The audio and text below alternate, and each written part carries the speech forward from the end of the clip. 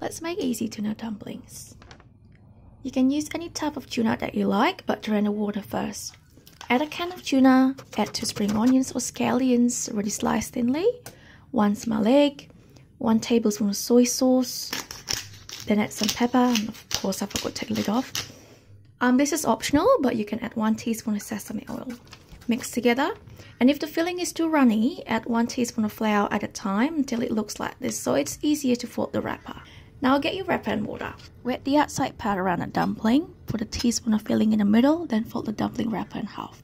Fold the corner of the dumpling towards, continue folding towards the other corner, make sure it's airtight.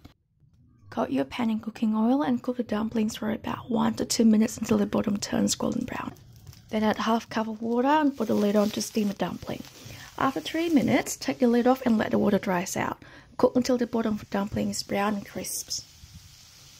If you like to get both sides crispy, flip the dumplings and cook for another 2 to 3 minutes.